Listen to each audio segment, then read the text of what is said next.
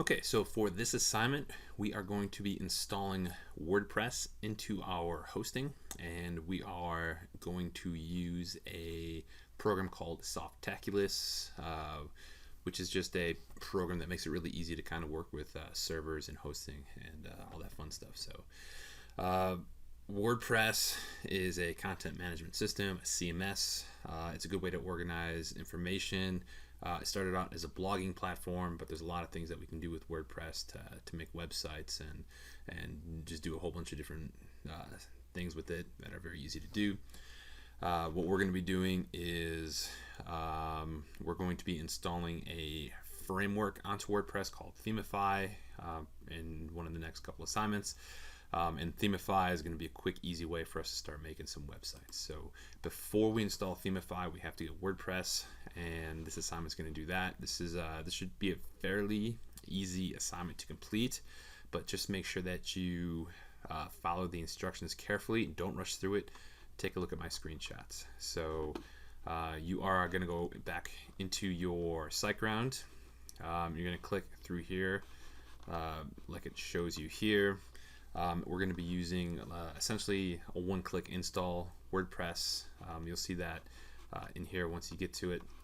But when you do that, you are going to have to put in some information. So for the information, just click into the website to kind of make it so you can see everything.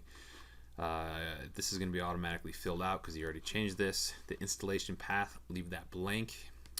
Later on, you may want to install multiple WordPress installations. So if you do a resume website, but you want to start working on a practice site for a business of yours or friends, we can come over here and do put an installation path in here, such as if you want to make like a coffee shop website, you could put /coffee here, and you would have a standalone WordPress website that you can kind of work on in here. So, and we are going to be doing this later in the semester when we start working on a separate website than our resume website.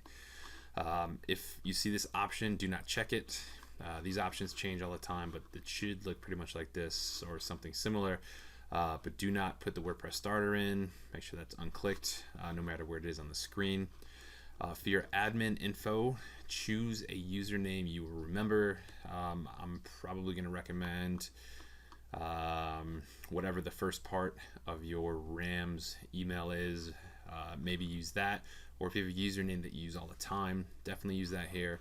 You have to pick a password that you're going to remember and try to pick something secure. You're going to be logging into these websites all semester. So in the first week, I suggested that you write down passwords for everything that you do in this class. Definitely write this down. Pick a good username and a good password that you remember. When I teach this class in person, there's always a bunch of people that spend the first 10 minutes of class trying to get logged in. Keep track of this stuff. It's early, and just know the password that you're going to be using. So good username, good password, and definitely use an email address that you check, because if you lose your password, it's going to resend it to this email address right here. So once you get all this information entered, just click install, and it'll kind of do its thing.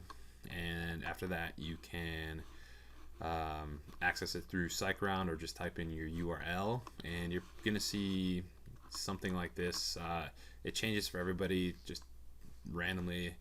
I don't know why it's different. Some people see this screen, some people see this screen, but what you should be seeing is just a blank WordPress installation. If you're not sure if it looks right, you can always send me an email. If your DNS has not propagated across the ISP yet, you might not see this yet. You might still be seeing something from Namecheap. If that happens, check your website from your cell phone, or just try to use a different ISP for that. So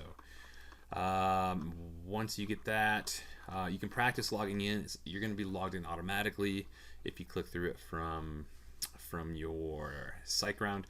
So, but if you want to log into WordPress websites, the way that you do that is you put in, if your URL is your first name last name.me, you can put / just admin. If that doesn't work, you can put wp-admin, and that's always going to take you to a login screen where you're going to put the username and password that you entered in the last step. So this is the back end of your dashboard. We're going to use this. You're going to be working here a lot, but we're going to come into here for the next assignment. We're going to install the Themify framework into this.